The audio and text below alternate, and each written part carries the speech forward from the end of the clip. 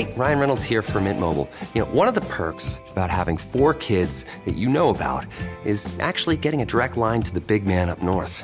And this year, he wants you to know the best gift that you can give someone is the gift of Mint Mobile's unlimited wireless for $15 a month. Now, you don't even need to wrap it. Give it a try at mintmobile.com/switch. Upfront payment of $45 for 3-month plan equivalent to $15 per month required. New customer offer for first 3 months only. Speed slow after 35 gigabytes if network's busy. Taxes and fees extra. See mintmobile.com. Wix is the website builder that just keeps on giving. It's giving... I just built my whole site in under an hour. It's giving... I actually made that? Whoa. It's giving... Our sales are through the roof.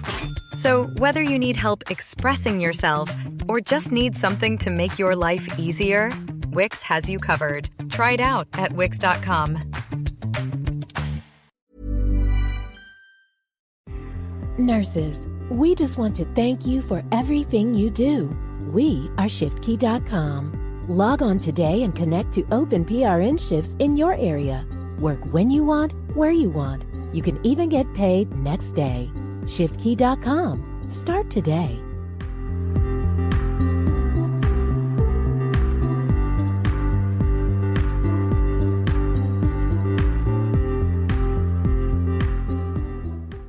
This podcast is made in association with drunkmummysobermummy.com and Cuppa, the free social network for the sober and sober curious. Oh, the kettle's boiled. Great. Perfect timing. Should we get started then? I'm Victoria Vanstone. I'm Lucy Good. And this is Sober Awkward.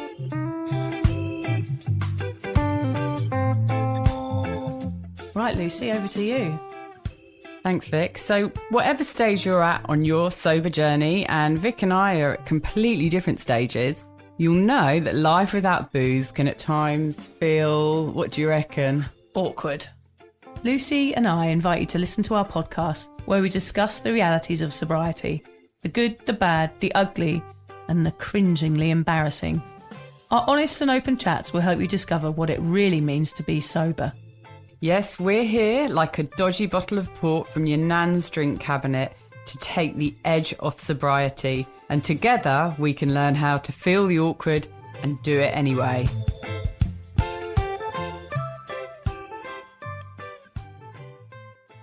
Alan, if I say drum roll, I expect you to add a drum roll. And if Lucy said raise the trumpets and say Alan's going to put a sound bit in here, I expect there to be trumpets.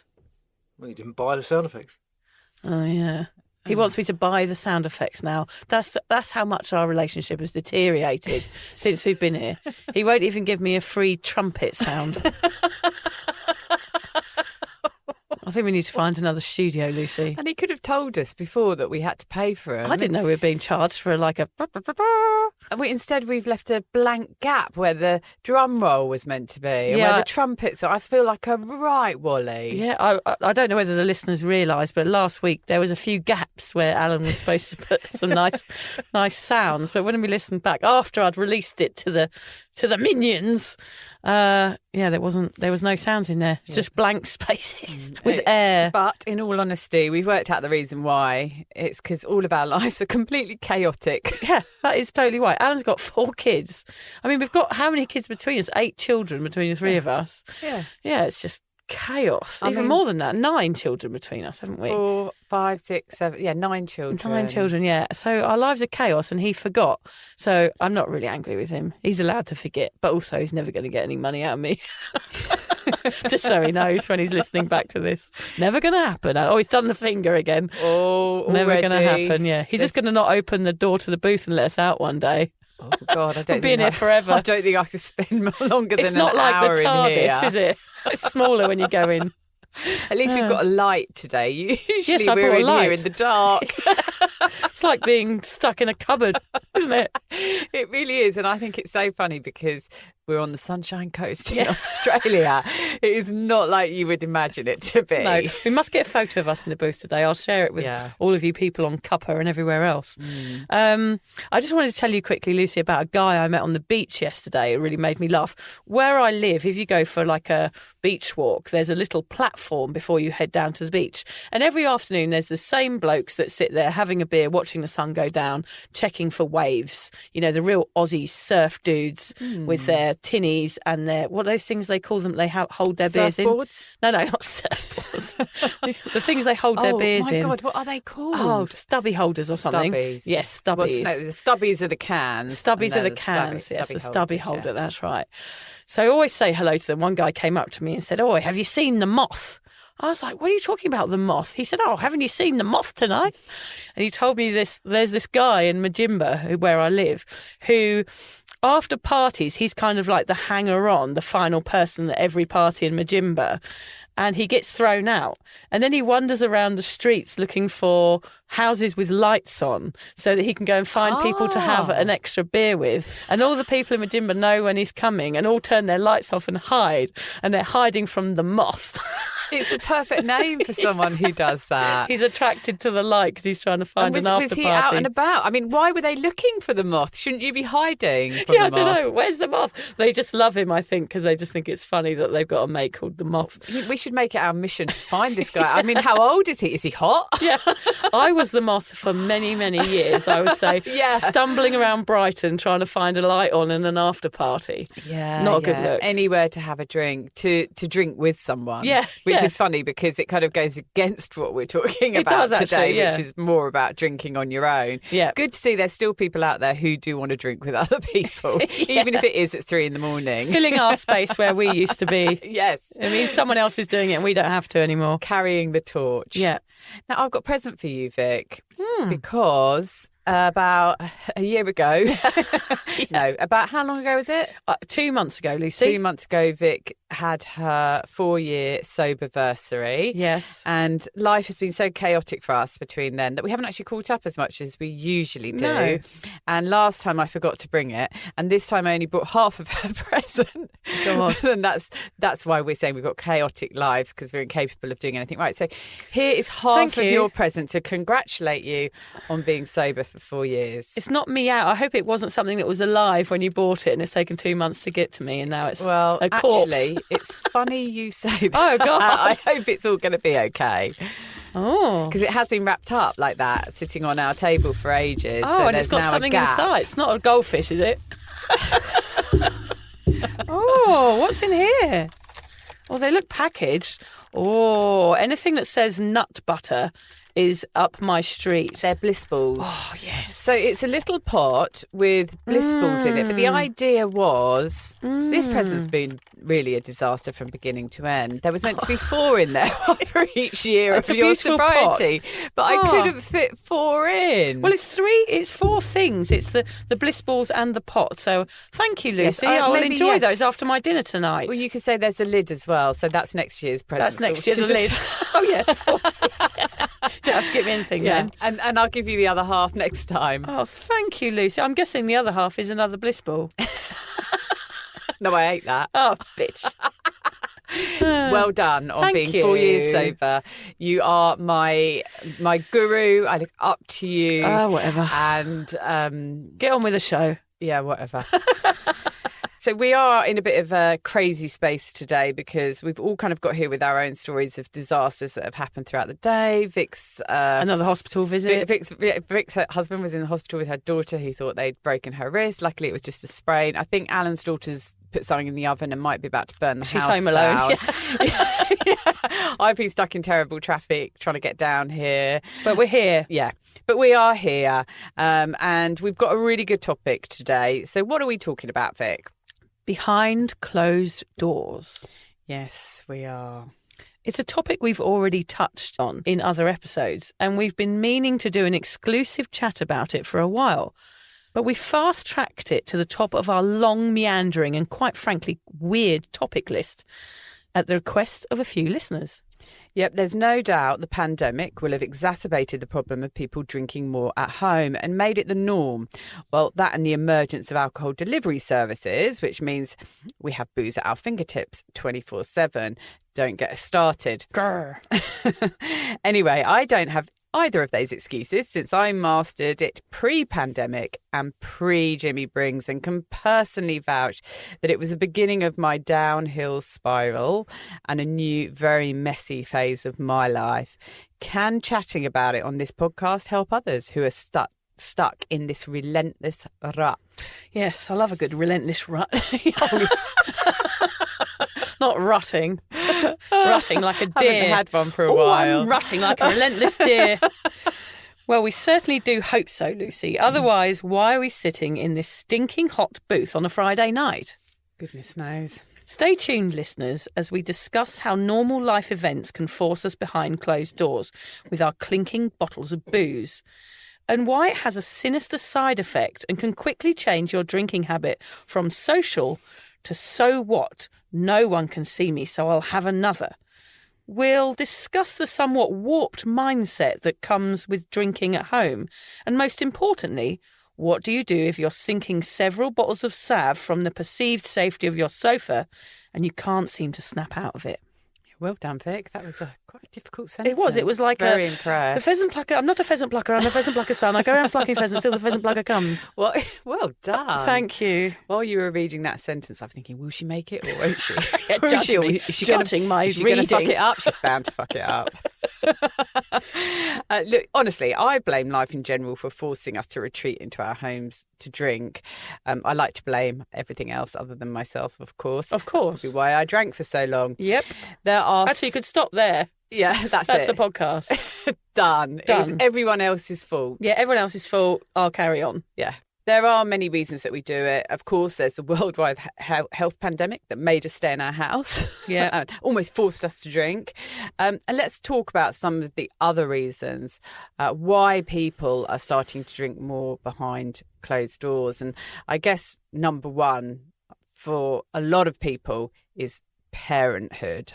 Yeah, it forces us behind the closed doors. We go from going out. I mean, we talk about that transition to party girl to mum a lot on this podcast.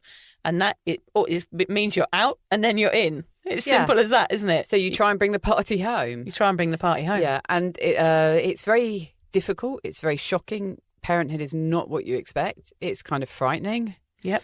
And having a drink can help ease all of those uncomfortable feelings. Yep. One of the things that I was surprised about was that we've had Sober Dave and William Porter on here. And when they told us a little bit about their stories, they both mentioned that the point at which their drinking really spiraled was when they became fathers. Yep. So it's not a mum thing, it's a parent thing. Not saying that only parents drink behind closed doors. What I'm saying is it is just one of the really big things that makes us do it. We can't get out because we've got kids to look after. So instead of saying, I'm not going to have a drink, we bring the drink home. And that's where that kind of total changed habit of drinking starts happening. Yeah. Because you've always got a bottle of wine, or you've always got a can of beer, or whatever it is you drink in the house. It's always reaching distance. You don't have to dress up and go out and order it at a bar anymore. And that's where the reward comes in, of course, which we'll talk a little bit about later. But, you know, you've had a stressful day, the kids have been annoying. All of these reasons, all of these things that you do throughout the day are things you're not used to doing as well. So it's new jobs, new chores, new pressures, new stresses. So therefore you feel like you need a reward at the end of the day. So not only are you bringing it home, you're also creating an excuse to have it. So it's a double whammy. Yeah, it's relentless, and alcohol, you feel, is giving you that break in between. Yeah. So yes, it's a very dangerous space to be in, and we might even talk about that in another podcast because there's so much to discuss around it. Yeah. But you know, my next point was that it sort of makes everything easier because everything's really boring at home sometimes, isn't it? All the chores that you've got to do. Boredom is one of the biggest reasons that we drink. We've done a whole episode on boredom. Yeah. Because boredom is something that plays into your drinking life. It's the reason that you drink a lot of the time, but it's also something that plays into your sober life that you have to manage to cope with. You're not coping with boredom when you have a drink. You're just taking the edge off with a drink. So if you think, I've got to do the ironing or I've got to cook dinner, if you have a drink while you're doing it, it just makes that chore easier and less boring to do. it can actually make a dull evening feel way better. Again, if I'm at home on my own, as you know, Vic, I spend a lot of evenings at home on my own. Yep, Queen of the Hermits. Yeah, again. that's me. I would have a drink because it was my company for the evening. I actually didn't need anybody else there because I had a bottle of red wine with me and I saw that as my friend. An evening at home was not even worth having if I didn't have 1 or 2 bottles of wine with it. And interestingly, when I gave up drinking, because when I used to drink, I would have my bottle of wine, I'd light some candles, I'd put something on TV or put some music on. But lighting the candles was what was like, oh, I'm at home, I've got my wine, I'm going to have a really nice night. When I stopped drinking, I didn't bother with the candles. I was like, it's not even worth lighting the candles because it's just going to be a shit evening because I haven't got alcohol. That was how it felt. But I will tell you that now, a year and a half into sobriety, I do light my candles again. Okay, so you're getting the routine back, but without the booze. That's right. And also, I'm like, it's going to be a nice evening. I don't need to have the booze to make it nice. I don't need the company of a bottle of red wine anymore. Because again, there you're living for the short-lived high. You know, we can make light candles, get a comfy couch ready, dim the lights, no matter where you are. In or out, you can create this perfect environment for drinking like you were doing. But how long are you aware of that environment? Like how much effort you put into making that environment perfect for your drinking behaviours. But how long are you really present in that moment? Well, not very long. Not very long. The first moment, you probably enjoyed the candle and then went, right, I'm going to neck a few glasses of wine. Like the candle was irrelevant at the end of it, wasn't it, after an hour? Wouldn't even remember to blow it out. No, Always blow out the exactly. candles now, I tell you. Good girl. Health and safety. And I mean, that takes me on to my next point, which is that it can feel safer drinking at home. The world's become quite a dangerous place, Vic, hasn't it? It has recently. There's a pandemic. People are a bit nervous about going out still because of that. Terrorist attacks. I mean, we're both used to go out in London a lot. Yep. London is not the place that it used to be. I was going out there when I was quite young. I was going out on my own. I would never let one of my kids do that if we ever went over there. It's a different place. It's a scary world. Sometimes it's easier just to say, I'm going to shut the door. Yeah. I'm going to have my party at home because I don't have to deal with any of the threats that might be out there. Maybe we're just old. Maybe we are just old. But it is a scarier world. Oh, don't go out. All those youths. Yes, exactly. Well, it is a bit like that. The youths of today. And also you feel so old if you go into a bar. Yeah, that's true. Avoid going out so you don't feel old. Exactly. That's actually a good point. Exactly. That's a brilliant point. Because I used to do mum dancing. I'd have a couple of glasses of wine. Everyone would sort of be young and trendy in there. And in my final years of drunk, mumming and drinking, I would be there with my feeding bra, with my big pants on, good like look. dancing to Bon Jovi on the dance floor. And it just probably looked awful. I probably just looked like a dribbling old mess. Yeah, and I was always aware of that in those later drinking years as well. I was aware that I really shouldn't be out. You know, there was a lot of people in that bar who were younger. They go out and have fun. I was a little bit old for it, especially with the way I was behaving, and that made me feel a bit depressed, and it would make me drink more. Yeah, make you drink at home. Yeah. You don't feel as judged if you don't go out and don't see anyone who can judge you. We live in a world where everyone seems to be really judgmental. Things like social media. Vic and I have said before that we're so grateful that we didn't drink through the days of social media because God knows what would have ended up on there. Sometimes it's easier just to stay in and drink so you don't end up sort of on TikTok, gone viral with your pants on your head. Yeah. Just stay at home, keep it easy. Or someone else's pants on your head. Yeah, exactly. Yeah. Now, this is a good one. A lot of people are forced to drink behind closed doors because they're in a family situation they're not happy in. If they have a couple of drinks, they actually enjoy being with their family more. And I know it sounds really crazy, but a lot of people aren't happy with their home life. Yeah. So if they have a drink at home, it just make everyone relaxes and they might get on a bit better. And also the evening isn't so long and drawn out. Like when I used to drink, I remember that evenings would go quite quickly because I was just thinking about the next drink and getting that down me and just getting pissed. Whereas now I find those situations quite intense. Like if it's like a big family dinner and I'm kind of looking at my watch, when can I leave?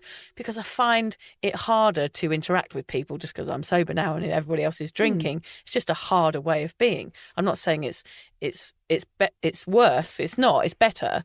But there are some aspects of being sober and socialising, of course, which is why this podcast is called Sober Awkward, that, it is longer and it is harder and it is more stressful. But yeah, I hear what you're saying there, because drinking people away is also very addictive. It really is, yeah. And you just get on better with people. You're just a little bit more relaxed. You're a bit kinder to each other sometimes when you've had a drink. If you come in from work and your partner's there and you're grating against one another, and you both have a drink, you're just going to get on better. You're going to try and ease it, but that's only, again, to a certain temporary point. It's a one-glass situation where, this is nice, let's relax, have a lovely time. Then the bottle's finished, then there's another bottle out, then there's an argument. Yeah, exactly. Yeah. And the morning after, you both feel shit. And then you argue even more. It's not the answer, but it is one of the reasons that we drink behind closed doors. It's definitely a reason. Yeah. One of the most obvious ones, of course, is that it's cheaper. I mean, alcohol is expensive. It is so much cheaper to drink at home, and I guess you can drink more if it's cheaper. And, if you can drink more, then you're in a dangerous place. Yeah. So it's a worrying thing, but as one of the reasons that we drink at home is because it doesn't cost as much. For me, I definitely drank at home. During the latter years, I would turn down invites and stay at home and drink because I wouldn't go out and make a fool of myself. Mm-hmm. Of course, I did, because I might go on to WhatsApp and phone my family in the UK, or start texting an old boyfriend, or just take a photo of my left boob and put it on can you Instagram. Send me that? Can you send me that, please? Me and Alan will have a look. I know you'll be desperate to see that. Yeah. But yeah, you still can make a fool of yourself, but you are limiting the amount of damage you can do if you stay at home. Damage limitation. Yes, it is. Yeah. It really is. But you do still manage to do it. It does. Your pissness does seep out into society somehow. With horrible texts. And And my last reason is that we drink behind closed doors because we don't have to keep our wits about us at home. Yeah. When you're out, you have to just have one eye on your behaviour, or at least you certainly try to do that at the beginning of the night. By halfway through the night, you don't really give a shit anymore. No. But when you're at home, you can just drink and go into a totally relaxed place. You don't have to worry about getting home at the end of the night. You don't have to worry about getting chucked out of the bar. You just completely relax. You can just pass out on the floor. You can, yeah. Yes, which I know you've done a few times. I have. I certainly have, yeah. Yeah. All of these things would force you in the home. I totally get it. It wasn't something I really did in my drinking days. Well, after I had kids, I did start to have a few wines at home with my husband, but I wasn't really an at-home drinker, Lucy. We have very different drinking styles, Lucy and I, which if you guys have listened to the podcast for a while, you'll know. Lucy did turn into a stay-at-home drinker, and I sort of pointed my finger at stay-at-home drinkers and thought, well, you guys have got a problem, and my social drinking isn't as bad because everybody else around me is doing it, which is probably why it went on for so long, was because I just wasn't I felt like stay-at-home drinkers were an extreme example of a drinker. And I'm like, well, I'm all right, Jack, because I don't do that, which is probably, as I said, why it continued. But when I did drink at home, I enjoyed it because of many of the reasons you've said, Lucy, and also because, of course, when you're at home, you don't sleep with people, random strangers. Well, other than your partner. Yeah, or you can grind the sofa, or depending on how much you've drunk. Yeah, have a sexy shower on your own. Don't worry, I've never done that. I don't know where that came from. So that's actually a benefit of not going out. You've got a sure supply of booze. You can fill the fridge, you can fill everywhere up with as much booze as you like, and you don't have to look at the level of your glass to see how much you've got left. Because that was my issue, was like, God, have I got to go and queue at the bar again? I need another drink right now. Yes, and also you can start off with really good intentions drinking at home and think, well, I'm just going to have this one bottle of wine. But over here in Australia, I mean, I had a off-licence stroke bottle-o that was open until 11:30 at night. Right. Yes, it was an hour and a half's walk away. Did I do that walk? Yes, I did. Yes, many did. times because there was somewhere that I could get another drink. So you can drink as much as you want at home, really, and also with those alcohol delivery services as well. But, don't get us started with them. But I'm glad they weren't around in my day, though. So incredibly dangerous. Dropping booze around people's houses who might have an alcohol problem. they are responsible if something goes wrong in that house for dropping that stuff off. With no questionnaire, no questions, or no... There should be a list that you have to fulfil. I mean, I would have used it, I have to admit. Of course, I would have used it. There was times when I was living in Brighton where everyone wanted a beer and you'd make someone walk to the 7-Eleven to try and get even just like a packet of Rizzler or something. Anything. God, somebody go. Yeah, I mean... Actually, it's just reminded me of a funny story with somebody who I used to go out with. He obviously could see I had this problem with drinking. We went out on my birthday once. It was when it was only not that long ago, actually, probably about 3 or 4 years ago. I went out for lunch. He was there. I had a number of friends there and my kids. Anyway, he and my kids came back to my house afterwards and I, of course, was let's have another drink. I didn't want another drink. You know what it's like. Can't stop. Got to have another one. And he ordered off of a certain alcohol delivery service. We're not going to mention names on this podcast. Yeah, we don't want to advertise them. Yeah. And I was like, oh my God, where did you get it from? He was like, I'm not telling you. I am not telling you where it came from because it's too dangerous. It's knowledge which is too dangerous in your hands. God, it's like he was like keeping his dealer a secret. That's right. I can remember him doing it because I think it was just when the delivery services had started coming out. So I was amazed that someone had delivered alcohol. It's actually quite nice of him. It's like he cared about you enough to not give you the number. Well, he probably wanted me to have another few drinks then so he'd get a shag later. Yeah. But he cared enough not to give me the number so I could do it again. He wanted you half coherent and consensual, of course. Oh, dear, that's funny, Lucy. Yeah, so obviously if you're at home, you've got no one to answer to or tell you to stop. That is a huge bonus if you're a at-home drinker. Well, and we say worry. Bonus. Yeah, and a huge worry. We're saying these things to make it clear that, we don't agree with these things now, but they're definitely things we would have done. You can break things and not get thrown out. I mean, I used to have a habit when I was out of breaking pint glasses against speakers. Nice. I can't believe I'm telling you that now. How feminine of you. Me and my mate Bogfish, I once caught it had her. to be with Bogfish, didn't it? Bogfish went missing once. She'll hate me telling you this story. She went missing in a nightclub, in the Zap Club, and we were like, where's she gone? And she had been going around collecting glasses and everyone thought she worked there. And she had a big stack of pint glasses. And when we found her, she had them all lined up next to the speaker. And she was smashing them on the ground and against the speaker one by one on her own. Did she have some anger issues? I just think she was off her head. Didn't know what she was doing. It felt good. It would feel good. Don't recommend doing that, anybody. You would definitely get thrown out by a nice bouncer. Well, the other side of that is, yes, it does. It is a reason that people drink at home because they don't break things when they're out and about, but you actually break things in your own home. Well, yes, you do. I've broken up that many times and found things that are broken, glasses red wine that's gone onto the carpet that I didn't see in time, went to bed, can't get it off. Yeah. Once I went out and there was a chunk of marble out of the work surface in my kitchen. You didn't know how it got done. How on earth did I do that? I had no marks on me. God, I remember as a teenager as well, I used to spend, you do spend a lot of time drinking at home when your parents are away when you're a teenager. I used to have to rush around trying to get, marks out of the mahogany table and cigarette marks. like the Yellow Pages Like the advert. Yellow Pages advert, yeah. Anyone who is about our age in England will know what we mean. Yeah. God, it was awful and trying to get marks off the carpet. French polisher was. Yeah, French polisher, to get the French polisher around. Yeah, that was the problem with stay-at-home drinking, was messing up your parents' house. Yeah, that's right. And trying not to get caught. Yeah, and then when you get older, you mess up your own house, which is even more annoying. Yeah, just stumble into your own else's. Yeah, stumble into your own life. One thing that's a bonus is you can be sick in your own toilet. Yeah. Much nicer than a pub toilet. More classy, or a urinal, which I did do once. Oh, I vomited in a urinal. Oh, well, I'm not surprised. Yes, disgusting. I vomited everywhere at some point in my life. I was a big vomiter when I was drinking. Gross. Yes. But I used to enjoy, if I got drunk at home, at least I could be sick in my toilet. So with the benefit of expertise of all your years of vomiting, you would say you're better off vomiting in your own toilet. Definitely. Yeah, or in your own flower bed, or your own sink, which I've done as well. But take the plug out first.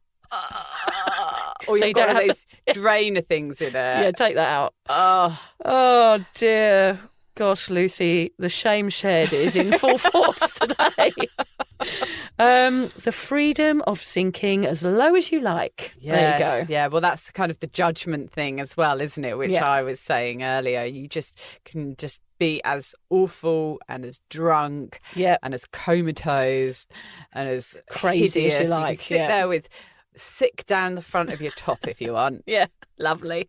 And you know, there's nobody who's going to tell you that you can't. That's if you haven't got family at home with you. Yes, so probably giving you a wide berth. Yeah, so point. there's two different types of drinkers that we're going to talk about here in this situation behind closed doors, which is people who are single on their own, which it can get even worse for, and also for people with a family, because then you've got other repercussions going on. Yeah, and of course, because when I first became a single mum, and I've mentioned it on here before, I think that was a point where my drinking did start spiralling down, because even though my ex-husband was a very heavy drinker as well, so we were terrible because we encouraged one another to drink. You know, we were that couple that, you know, we have a couple of drinks, we will have a better evening together, so let's have a drink. And if it wasn't one, it was the other, so we were always drinking together.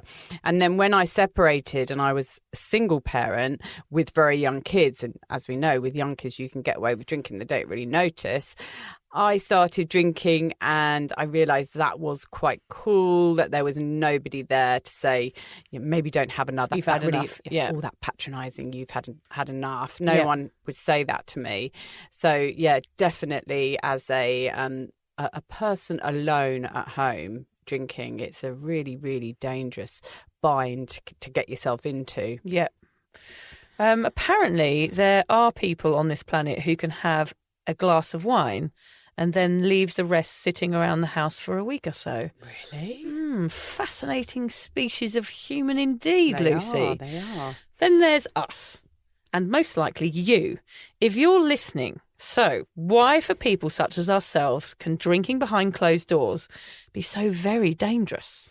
Well, for me, it's willpower. Yeah. I mean, I'm the same with a packet of biscuits or a bar of chocolate.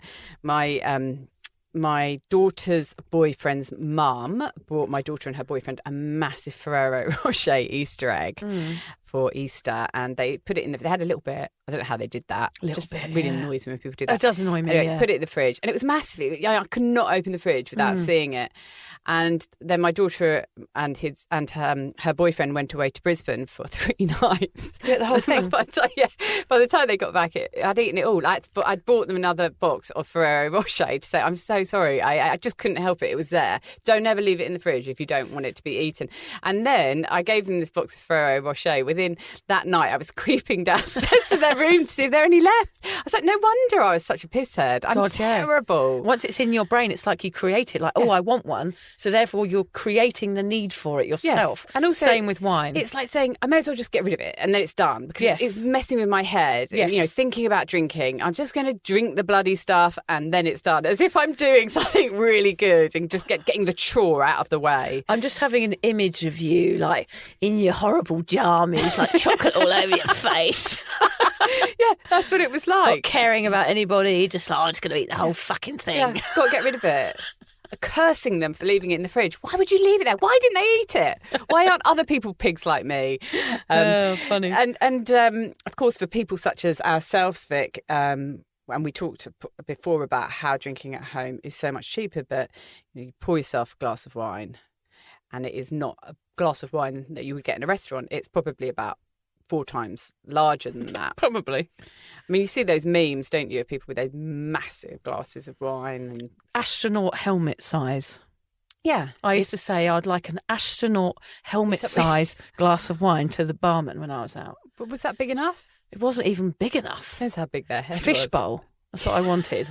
Fish tank. An aquarium full. I'd like an aquarium full of wine. An aquarium of wine, please, sir. So if you drink at home on your own, you can, if you wish, fill up an aquarium with wine and drink it. Just put a straw in the top. It's really dangerous. But this is the point. You can do it. And that's why for people like us, drinking at home is so dangerous. We can drink as much as we want. And there's no one there to tell us off and say, drink a glass of water. No. Even though we know from William Porter, drinking water doesn't really make any difference.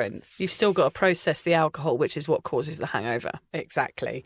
And yes, drinking alcohol at home or drinking it in a bar, it's still going to affect you. Yeah. Exactly. That is interesting, because I guess I did used to think drinking at home, it wasn't going to be as strong as drinking out. But it's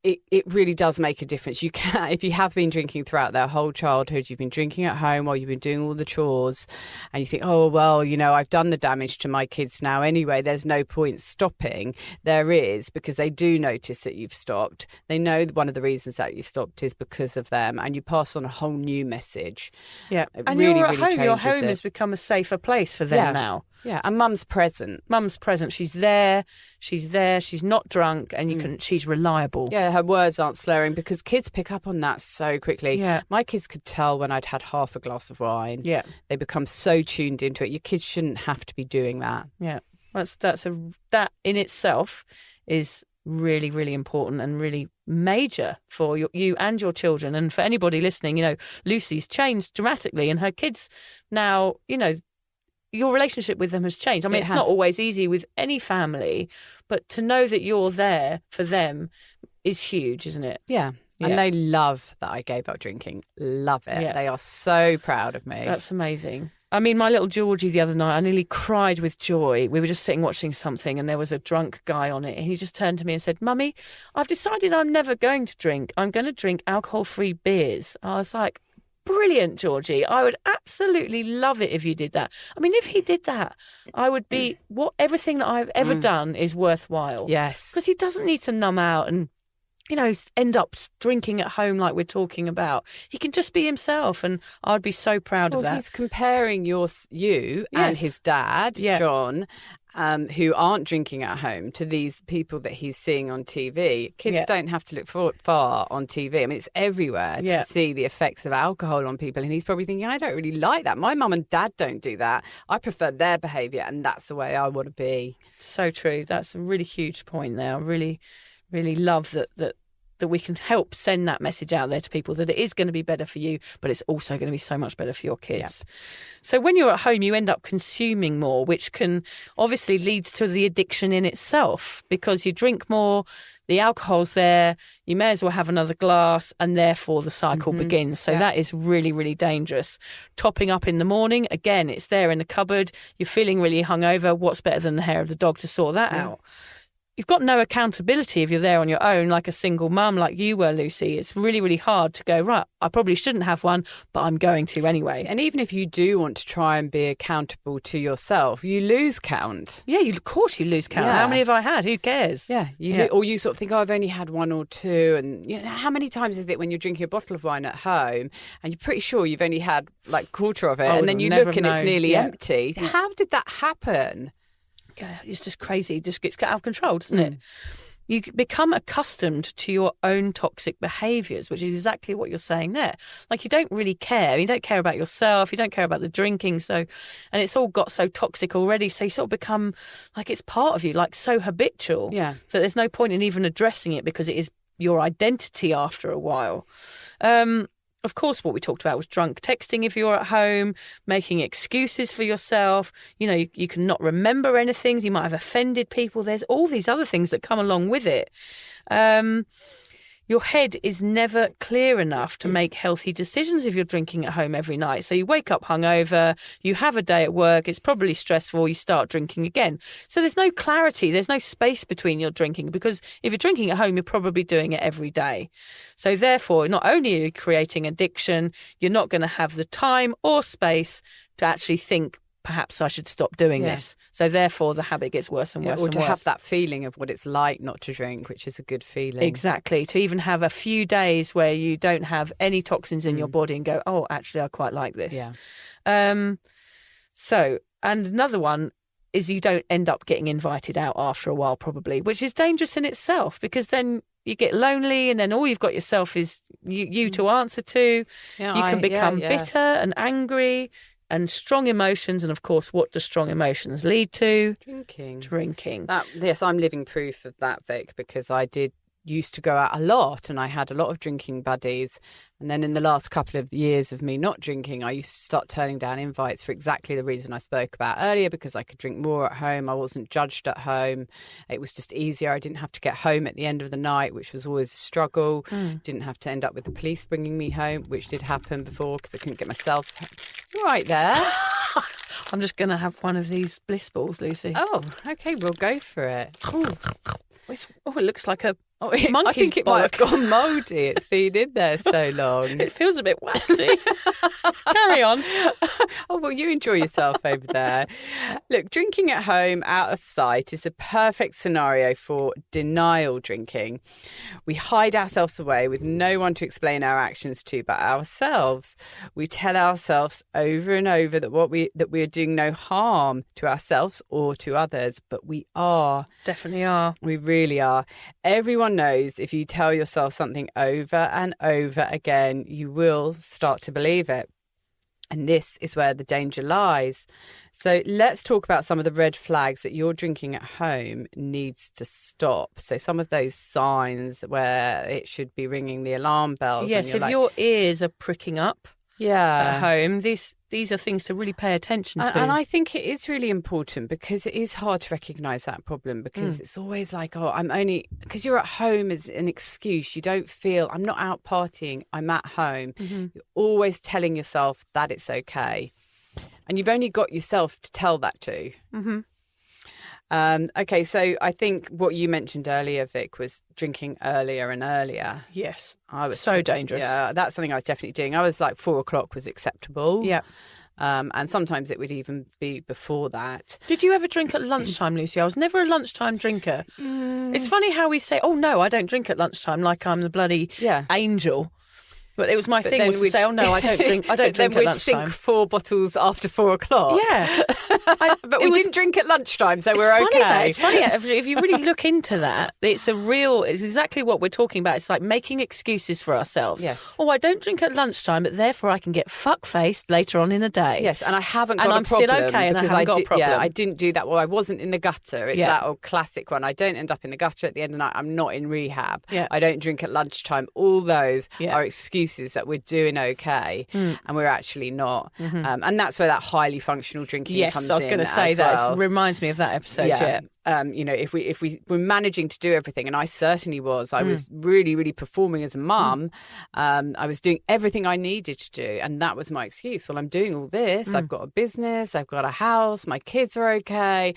I might be drinking 3 bottles of wine a night, but because I can do it and still survive, and everyone around me is happy. I thought they were. Yeah. Then I don't have a problem with my drinking. No one's noticed. You feel no.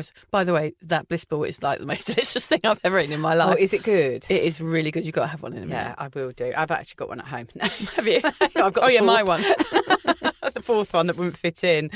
There's that feeling of needing alcohol. Alcohol, if you drink it properly, if you understand really why it's there, it's for things like a celebration, a wedding, have a glass of champagne to celebrate the happy couple. Yeah. If it can be used in that way, and you can do that, then go ahead and have one a drink. Glass. Yeah. If you feel you need a drink to get dinner ready for yourself and the kids or whoever it is, or you need it to do a bit more work on your computer at night, or you need it to do the ironing, then you probably have got a problem. So if you have a feeling of need for alcohol, there's red flags flying there.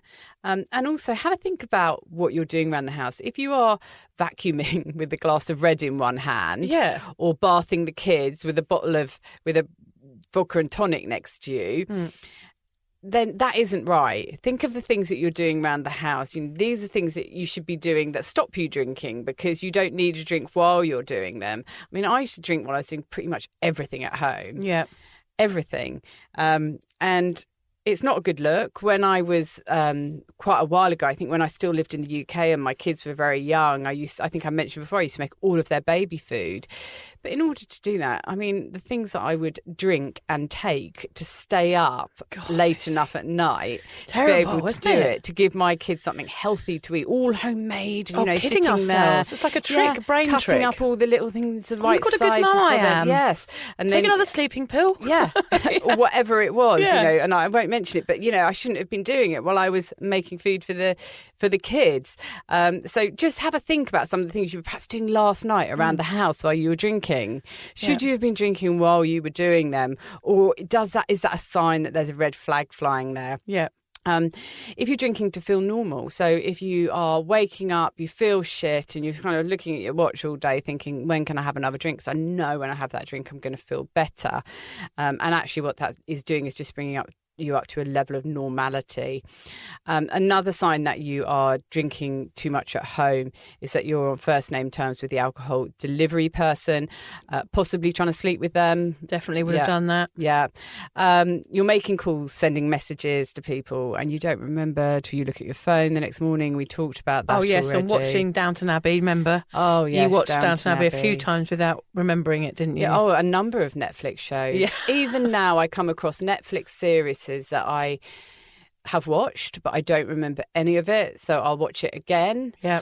Only the other day I was watching one, and I'm like, little bits of it come back to me. I know I've watched it, but I can't remember it. I can only remember probably about 5% of it. That's a sign. But the problem is, I know we're talking about these things, like these signs as to why we're drinking too much, but because alcohol is normalised, I would probably go to someone, wasn't it funny last night? I watched an episode of Downton Abbey and I couldn't remember a bloody thing about it. Ha, ha, ha. So I would make my behaviour into a joke and laugh it off. Whereas in fact, that's not funny. The fact that I've blacked out at home on my own watching a TV show, but we all laugh about these things like it's totally normal. Like we do it all the time and everybody does it all the time. So therefore we're making it okay. Whereas in fact, that's not okay. And what a bloody waste of time. It takes ages to work your way through Netflix at that rate. Yeah. And to miss Downton Abbey seems a bit sad because it's bloody brilliant. Well, you know that Downton Abbey is a trigger for me. I couldn't. Yeah, I know it is. Yeah, watch the movie. I can't watch the movie. I still can't watch it. I'm going to come in a sort of Edwardian dress next week just to trigger you. Oh, and I loved it so much. God, they drank a lot on it. I did. And this is the problem as well. It's normalised in our homes through our TV screens. Yes, it's because beaming everything in. you watch has got alcohol in it. It is uncanny. And a lot of things on Netflix now and Stan or whatever you watch are actually themed around alcohol. Like you were just talking about that show earlier where it was someone who had this alcohol addiction. A lot of the problems of people you watch on these shows come back to alcohol. Every time. I'm like, gosh, God, how many alcoholics in this show? It's like you can count them. It's like the tit count you used to have on Sunday Sport. It's changed. Nipple count. There are so many. I'll just explain to the Australian listeners, there used to be a newspaper in England called it was the Sunday Sport, wasn't it? Where on the front page, not only did you have the date, you also had the nipple count, which was the amount of women's nipples that appeared in that paper that day. We are a classy So we have now the booze count, which when I'm watching TV at night, I count how many people are drinking and how many people have a problem, because it always stems back to alcohol. Any trauma or anything on any TV show, it always seems to be, especially a detective show. It really is. It's always the detective has a booze problem. Yeah, so we have the booze count, not the nipple count. And if you are trying to talk yourself into it being okay to drink at home, and then you turn on the TV and there's somebody, a detective or somebody really high up in a show having a drink who you love and respect, and you've got a bottle of wine or some beers or a bottle of vodka in the cupboard, and you're thinking, I'm not going to have one, I'm not going to have one, I'm not going to have one. You turn on the TV and there's someone having one when they come home from work. It normalises it and you think, well, why don't I? I'm not doing anything wrong. It really doesn't help us not to drink at home. It's amazing how you can change your own mind like that. It's like that. What's that? Oh, it's so easy to do. Neuroplasticity. And we talked about it before. Like you can go, I don't really want to drink. Oh, but they're doing it. Go on then. Yeah. Find excuses. It's so easy to find those excuses. Another red flag is that your family around you, who you live with, are commenting or possibly even begging you to stop drinking. Yeah. Kids as well. Sometimes kids say, look, Mum, you've had enough. Don't have any more. That is a massive red flag. Listen to those people. They are the ones that care for you. Mm-hmm. And the other one I put down here was that you associate home with drink. So that's a shame, that one, I would say. Sad, that one. Yeah, because it used to be you'd go out to a bar and those are the places you'd associate with drink. Home shouldn't be associated with alcohol and getting yourself off your head and pouring something into your body that's actually going to make you feel depressed and down. It should be about roast dinners and love and all the wonderful things in life being in your home. It should be your place of safety and kindness and respect and all of those things that the word home means. But when you're drinking at home, it becomes a toxic environment. It becomes a dangerous place. Yeah. You don't want that. Yeah. As I said earlier, I was never really a home drinker, which is, again, why my drinking probably went on so long, because I did that pointy finger thing and thought, well, they're the real problem drinkers. So I did put it out to the community, this one, to find out what their response was and what their red flags are and what their reasons are for being stay-at-home drinkers. I had so many responses to this one because a lot of the people, their drinking had changed. It had gone, as we all do, we start going out as a teenager and we're out drinking. And then it changes. For some reason, for whatever reason, it changes and you end up being at home, which does make it feel a bit more sinister. One lady said she drank at home because she felt like it was the only thing she had control over. It reminds me of people who suffer from anorexia. It's like food. It's the only thing they have control over, whether it's due to trauma or whatever. And they feel like that's the one thing that's theirs, like they own it. It's almost like Gollum's precious ring, isn't it? This is mine and my thing. So therefore I control it and I can keep it to myself like a secret. It's really addictive, that. And and really, yet there is no control. There we is think no we've control. Got control, but we haven't. This is mine, my precious booze. Yeah. And the lady who wrote to me was actually in a violent relationship and she was using alcohol to numb it out, but also like to take control of her situation. She actually emailed to say that she was 90 days sober now and listens to the podcast. Brilliant. So thank you to her. There were 20 responses about becoming mums, how they'd gone from being out to being at home, exactly what we talked about. The isolation, the stress, your temper building, new emotions, kids being in bed was a reward, and you get tired of the four walls that surround you. You just get bored. And the other thing was adult time that came up there. I say it in inverted commas again. It was, oh, well, let's go and have our adult time, which basically means let's go and get pissed together now the kids are in bed. That is a very common theme that ran through this, was people saying, right, it's just me and my husband's time to relax and to watch TV and have a glass of wine, which would turn into a bottle or two or three. A habit that people had that was getting out of control. The other one is people are being scared of going out and getting injured, which is what we talked about. One lady said she still tripped over the cat at home, so it didn't really make any difference. She still woke up with bruises. Well, that's it. We don't go out because we don't want to injure ourselves or get into trouble, but we can do it at home just as easily. Yeah, her cat was her wake-up call, she said. One guy said he drank purely because he was lonely. He had red flags, which were 4 bottles of empty wine bottles on the side in the kitchen when he woke up. But loneliness is a huge thread amongst the people who drink at home, I think, don't you? I think it is, yeah, definitely. And alcohol is like a friend. It is like having another person in the room. Yeah, you can have a little party in your head, can't you? I remember, sitting at home, you'd be bored and then have a couple of glasses of wine and feel like, oh, well, I'm having quite a nice time now. Yeah, you feel like you're not alone when you're drinking, which is, it's all an illusion. It is an illusion. And also, something that comes with sobriety is the feeling of like, I don't feel lonely anymore because I trust myself and I'm happy with my own company. Whereas in fact, loneliness might mean you're kind of maybe a bit codependent and you need somebody else to make you happy. Whereas in fact, when you get sober, you realise you don't need other people to make you happy. And that's a really good reason to not drink, actually. And I think that sort of goes back to me lighting the candle. I felt that if I was drinking, then I felt like I had company and I didn't feel lonely and it was worth making an effort around the home. And then when I stopped drinking, it took me a while. I did feel quite lonely. You feel empty when you stop drinking. You feel like there's no point really doing anything because I don't feel great. But if you continue into sobriety, you start to like yourself more and you think, actually, me being in on my own is fine. I'm really happy with my own company. Yeah. I don't need a bottle of wine. I am going to light the damn candle tonight. And funnily enough, Lucy, we say that about loneliness and boredom. Those are words that come up a lot related to sobriety. But nowadays, I never feel bored, because if I'm bored, I'm just relaxing and being at peace. Yeah. And I never, ever feel lonely. Because you reframe boredom, don't you? Yeah, and loneliness. Because, you've got to learn to be at one with yourself on this path, I think. Well, and also, if you do feel lonely, it's so easy to band-aid over it with some alcohol in the evening at home on your own, rather than recognising, why am I lonely and what can I actually do about this? What's a healthy thing I can do to help this problem long term, which might mean that you have to go and join some groups, do some online dating, catch up with old friends. Yeah. But you're not doing any of that while you're sitting at home on your own drinking. And all you're doing is drowning your sorrows. I guess where that phrase comes from, like you're drowning out your sorrows, which is never, ever going to help anyone or anything.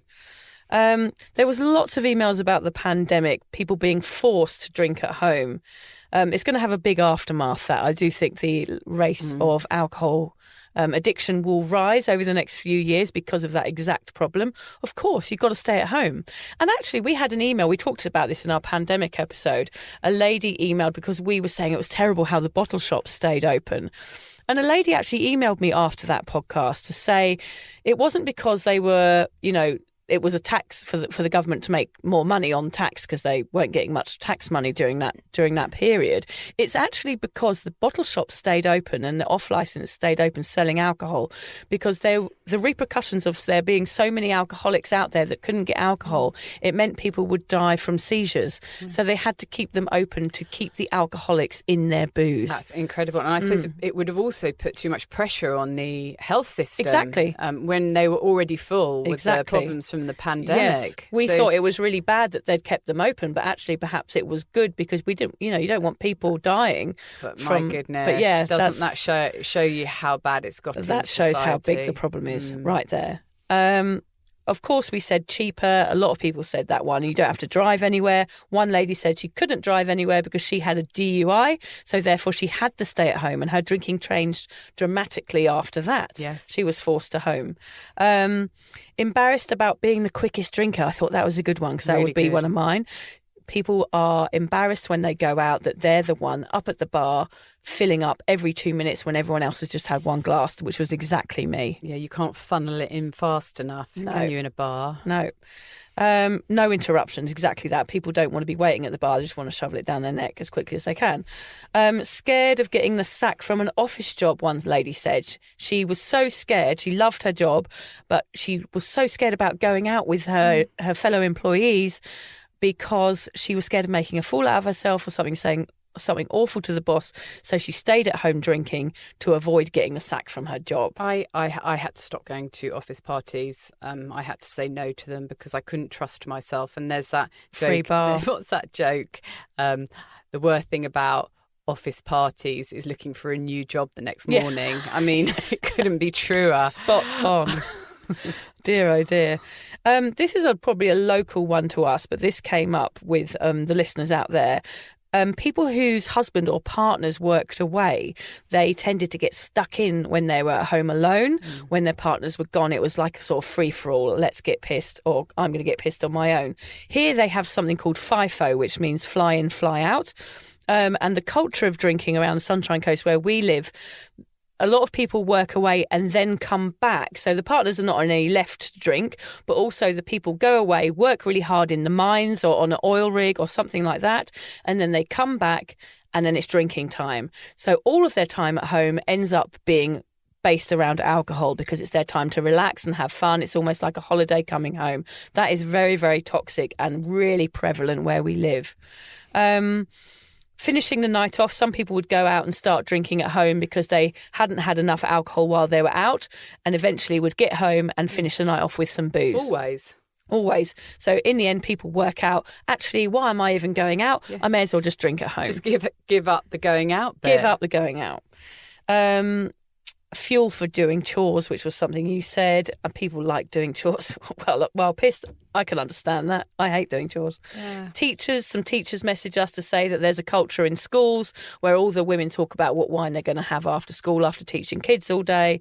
And another lady emailed to say that she had been unhappy in her relationship and she couldn't bear her husband touching her, and she had to drink at home because she couldn't bear to go to bed with him at night, which I guess is common too. So they're all short-term numb-outs from the general pressures of life, whether it's work or at home. There's always going to be general reasons why you turn to drink at home. So these people, they came in on Cuppa and made these comments. So if after listening to this podcast you have any comments, you can go on to Cuppa and join in the chat over there. Yeah. And also Vic will put on there what our next topic is, so you can have your say before, and definitely we can share your comment without your name. Yeah, there's lots of people on Cuppa now, so there's a whole community of people chatting about alcohol.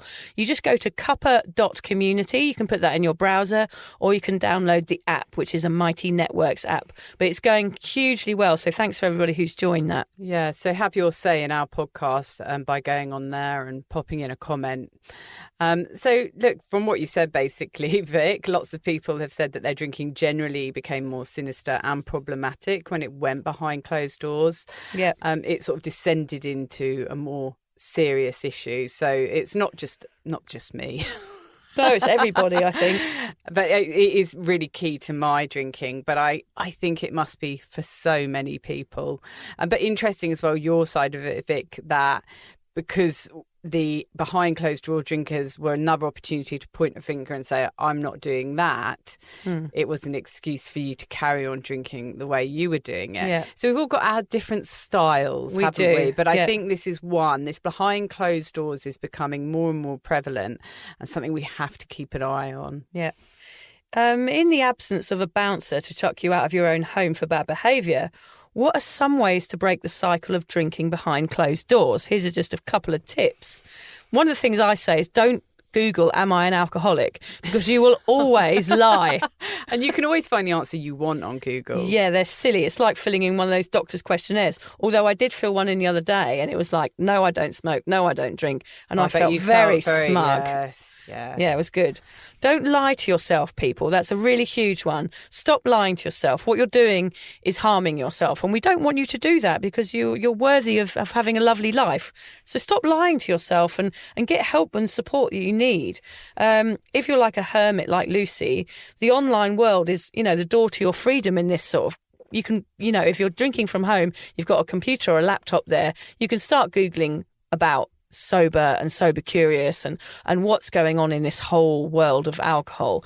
Because once you start to see the bigger picture and realising that your own behaviour is toxic to you and your life, then you will start questioning.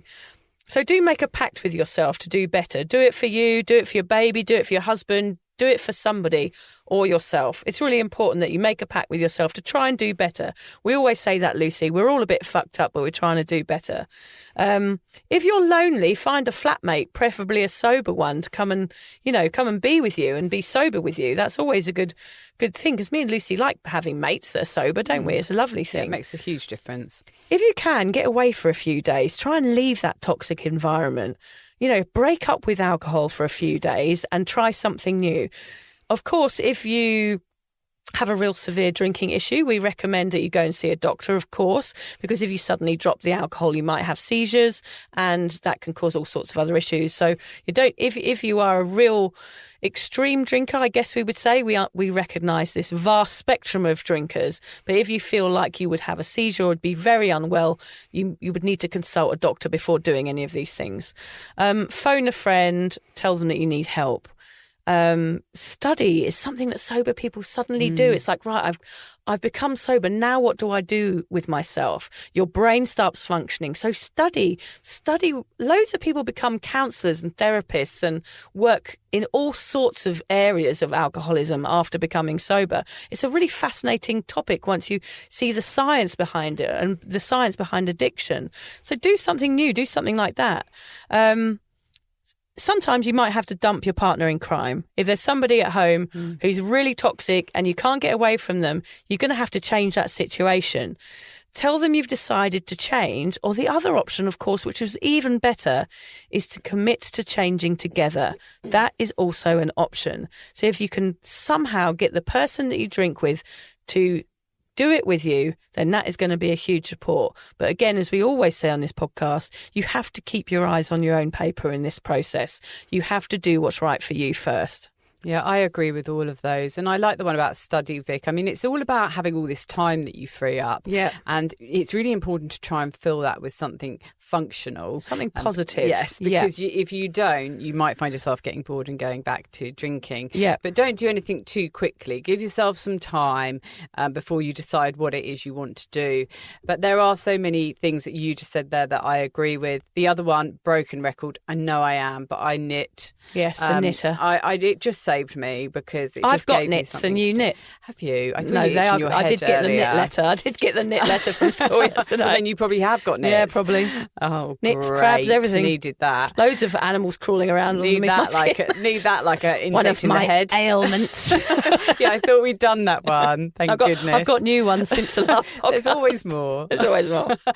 Yeah, but just something like something arty or crafty, something where you're using your hands, even if you're not a creative person. I am not. I found that really helpful. Never in a million of years did I think that knitting would help me, but it did. So think outside the box. Your knitting was crucial to you at that stage. It was. It was. It really was. It kept your hands busy. It kept your mind occupied. It was like the perfect thing. Yeah, goodness knows why. I don't know where it came from. I'd never had a desire to knit in my Amazing. life. So go with what feels right for you, even Yes. if it's not something that you'd usually do. Yeah. Another thing is to get out of the house. If the house has become quite a toxic place for you and you're spending lots of time in it because it's where you can drink, it might be a good idea to arrange some more activities outside of the house. You know, join a pottery class. Yes. So at least one evening a week you're out doing something that's different. The house is meant to be a safe space, but you may have turned it into a place that isn't as safe, so you might need to step away from it a little bit. Something else that you can do around the home is you can redecorate or you can change your space. So it's more of like a non-drinking zen. My house has changed a lot in the year and a half that I've stopped drinking. I've actually been sober enough to redesign my kitchen. Got rid of the bar. Got rid of the bar, yeah. Got rid of all the optics, yeah. Got rid of the stained carpet, Yeah. and all the beer mats. all the evidence of those drunken debaucherous nights on my own. I've got lots of plants now which I can care for because I'm not too pissed to water them or too hungover to give a shit. Yeah. So my space has changed a lot, and it's made a great difference. So it's a different house to what I was drinking in. Understand as well that lots of failed attempts at moderation mean that you cannot do it. You might listen to this podcast and think, I'm going to have another go. I'm going to not drink on weeknights. I'm only going to drink at the weekend. Please, people, if you've been saying that to yourself for a number of years and it isn't working, it probably means that you're like Vic and I, and you are not capable of moderation. And seriously, recognizing that and accepting that is the key to getting sober. Yeah. And accepting that you have to choose a different life because you are failing at moderation. Failing at moderation is what leads to sobriety. Yeah, Yeah. it really is. And yes, some people can moderate, and I know we are so jealous of them. I'm still jealous of them now. I would wish I could be a sensible drinker. I still want that. Even though I love my sober life, I would prefer to have been able to moderate. Yeah. But I couldn't do it. And sometimes, you know, both Vic and I think, oh, I Yeah. wonder if in 10 years we could do it. But we know the answer We know to we that. can't. We can't do it. Accept it. Don't say to yourself, I'm going to give moderation a go if you've tried it and failed lots of times. Don't waste any more time. We did it for years. Like, you've got a chance now. We're telling you moderation doesn't work.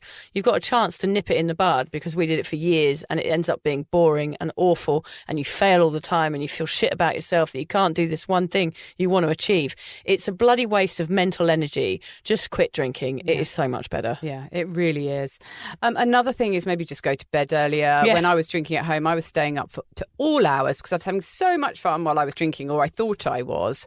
But you just start going to bed at 9 instead of 1 in the morning. And there's quite a few hours already sorted for you. Yeah. Work out what your trigger times are and plan ahead. So for me, it was definitely witching hour. So around about 4 o'clock, I would definitely feel that I deserved a drink then. That was a problem time for me. I know it is for a lot of people, especially parents. So if those are the times when you struggle, plan for it. Get yourself a bar of chocolate to have instead and sort of break it up into small pieces and keep having bits of that as you're going about getting your after school snacks for your kids or whatever. Do something, anything, like a circuit breaker to stop it happening in its tracks. And also, if you live with a partner, ask them for help. If you're really struggling. I mean, you touched on that, Vic. Yes, do it with them if you can. Concentrate on yourself, but tell them that you're struggling. They may not have recognised it. They may think you enjoy getting off your head every night, but tell them and they might be able to help you. Yeah. Gosh, that is such a good topic, Lucy. I've really thoroughly enjoyed discussing that today. Because even though I wasn't a massive stay-at-home drinker, I did do it. Of course, I did it. You know, if I couldn't go out, of course, I drank at home. But it never became sinister to me because I I just knew that was the turning point. So I knew mentally that if I did start drinking at home, that I was an alcoholic, which I think a lot of people do know. And actually it's probably true. But I was still an alcoholic, probably because I was drinking too much when I was binge drinking out on the town as well. So if you're drinking too much, you're drinking too much. And whether that's 2 glasses of wine a night, 2 glasses of wine at the weekend, if you feel like it's impacting your life in a negative way, it's too much. It really is. Yeah. In this podcast today, we've covered the reasons why people retreat behind closed doors, why it's so dangerous, how to recognise it, and some ways to escape it. But there is one thing that we have not mentioned so far, and that's shame. Shame and alcohol have a long entwined history, and that combined with the stigma of being an overdrinker makes you want to hide and never face your problem. It's just too humiliating and hard to admit that it's got out of control. Shame fills people with self-hatred and remorse. It can be the reason why you drink, the reason why you can't stop, and of course, the reason why you hide. So you get stuck in a rut, unable to reach out, falling deeper into the hole. But we want you to know there is nothing to feel shame over. Millions of people all over the world overdrink and have done all the crazy stuff that you have done. We've walked down the seafront with a traffic cone on our head, slept with someone we shouldn't have, and offended a family member after one too many vinos. You are not alone. Talking about it is the only way to free yourself from shame and stigma of overdrinking. And if you do, it allows the people to come after you to also have a voice. So please don't let your shame stop you from getting the help and quitting alcohol. Don't let shame win. No matter how awful you feel about drinking behind closed doors, there is hope. You can get past this. Your body will heal. People will forgive. And when they see your changes, they will be proud. It's time to open the doors, step out into the sunshine, and leave shame at the threshold like that soggy umbrella. It's time to bid shame and stigma a fond farewell and get out there. Enjoy the rest of your life. If you are suffering from shame, listen to our episode, Shame with Sarah Drage. It's a brilliant insight into what happens when drinking gets out of control behind closed doors. Now, let's do some final tips. Understand that the world we live in, most especially since the pandemic, is conducive to drinking behind closed doors. There are lots of really normal reasons for choosing to drink at home, so don't beat yourself up over it. Instead, recognise whether your drinking has reached scary levels and accept you need to make a change. Your home is meant to be a happy, safe, nourishing nest where you and your family can flourish. Is that the case? Consider if you have unintentionally turned your home into your very own Hotel California, where you have become a prisoner to your own device. However good the song, it's not a cool look for your home and the family members you share it with. True. Good one, Lucy. We've spoken about the red flags that suggest your behind the closed doors drinking is getting out of hand. If dinner can't be cooked without a can of Carlton or vacuuming and vodka come hand in hand, you seriously need to make a change. Don't let alcohol infiltrate parts of your world that it has no place in. That's right. Try to identify when and why you are drinking and find those circuit breakers that I just mentioned to stop it. For example, if you're drinking because you're tired, which is something that I did a lot, and I'm sure a lot of parents do, or people who have got really stressful jobs do when they come home, instead of having a drink, work on improving your sleep, which, by the way, you can do by stopping drinking. Yeah, that's one of the first things that happens. If you're drinking a lot at home, it's likely you are using it to mask negative feelings such as boredom, exhaustion and stress. We know, we've done it. Accept that life is full of sometimes shit feelings. And if you quit booze, you'll face them head on. They won't feel as bad and you'll get lots of happy, sober feelings too. Yeah, I love those happy, sober feelings. If you live with others, have a long, hard think about how your drinking might affect them. Normalising alcohol in front of our kids ain't going to do them any favours, and drinking lots around a partner could annoy them or exacerbate their own drinking habits. So true. Please, people, don't allow alcohol to take over your house and your world. It is not your friend, it is your enemy.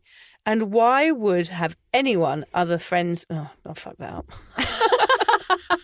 Please, people, don't allow alcohol... Start again. Please, people, don't allow alcohol to take over your house and your world. It is not your friend, it is your enemy. And why would you have anyone other than friends in that special space that is your home? I think you covered up that a little, quite well. Thank you. Yeah, I'm stumbling idiot. Do you think the listeners will have noticed? I don't think so. Well, I could ask Alan to edit that bit out to make it sound He'll he'd probably bloody forget. Yeah, useless. I called him useless last week. I'm doing it again now. We wonder why he doesn't do anything for us. He's not getting any money out of me, so we'll leave that edit in. We have got a quote, and it is a really good one for this because it's about perception. We don't see things as they are. We see them as we are.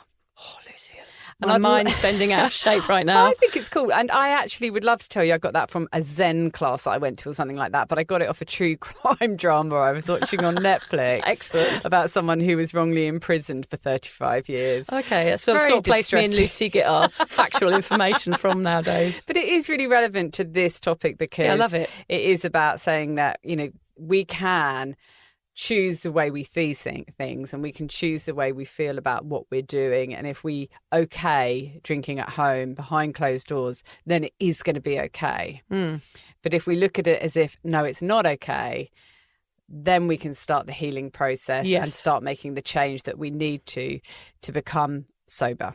And you deserve change. Everybody deserves change and everybody deserves to be happy. And you just need to question whether alcohol, is it really making you happy? Those short-lived highs, are they really worth living for? Because they're not. And we can assure you that sobriety will make you so much happier. It will. Can I have a bliss ball?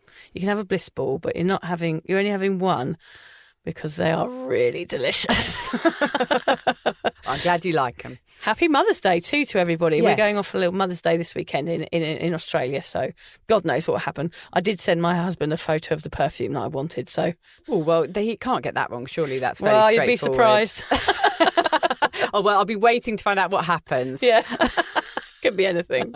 So, yeah, happy Mother's Day to all the Australian mums who'll be celebrating this Sunday. Yeah, happy Mother's Day, everybody. Yeah, it's like being locked in a cupboard with a couple of squirrels on crack. Squirrels, squirrels, squirrels on crack. It's like being locked in a cupboard with a couple of squirrels on crack. Squirrels, squirrels, squirrels. Yeah, it's like being locked in a cupboard with a couple of squirrels on crack. Squirrels, squirrels. Thank you for listening to the Sober Awkward podcast. If alcohol is affecting your life in a negative way, if you're struggling to moderate or your hangovers are causing anxiety, it might be time to reach out for help. Contact your local doctor, a therapist, or connect with your local AA or sobriety group. Vic's got one. Yes, go onto Facebook and just search Drunk Mummy, Sober Mummy, the group. Lucy and I both agree that even though this journey can be awkward, it's definitely worth it. And if we can do it, you can too. For more support on sobriety, head to Vic's website, drunkmummysobermummy.com. And Lucy runs an online space to support and inspire single mums. Find out more at beanstalkmums.com.au. Finally, if you've enjoyed the Sober Awkward podcast, don't forget to follow, subscribe, review, and share it with your mates. Don't make it sound like they have to, though. No, they do have to. I'm not doing all this for nothing, Lucy. No.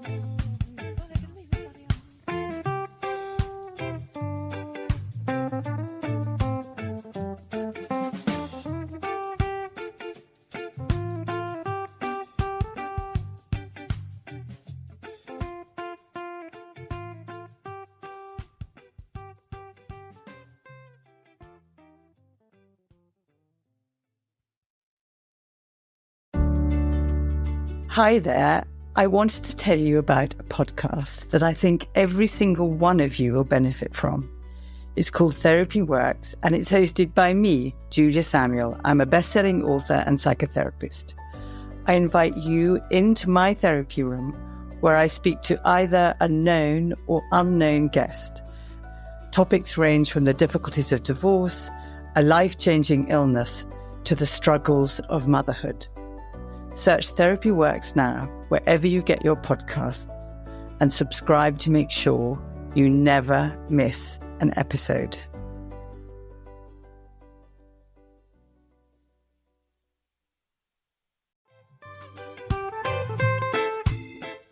Vic, so do you fancy coming on a sober holiday?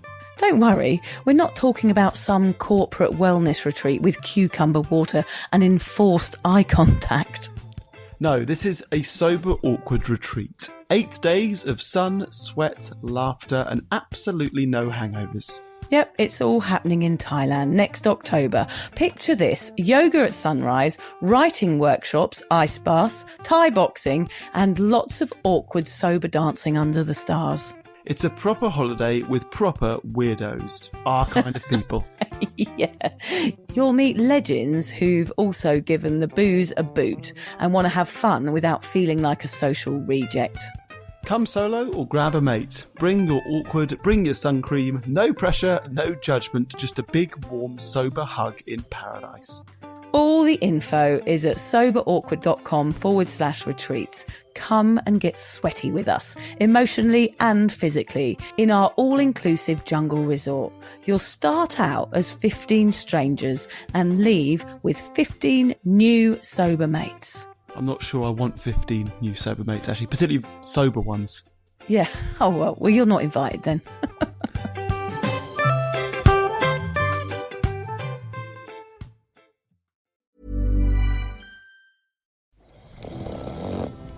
The holidays are for cozy moments, not last-minute pet food runs. Hollywood Feed delivers faster than Santa. Same day, right to your door.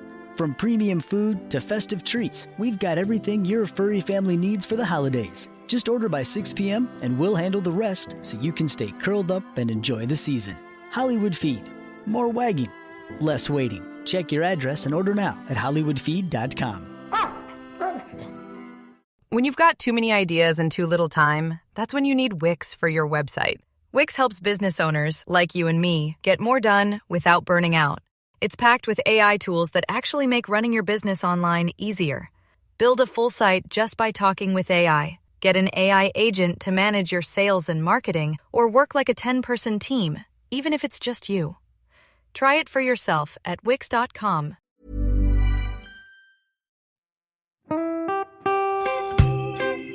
So, as you probably know, my comedy memoir, 1,000 Wasted Sundays, is officially out.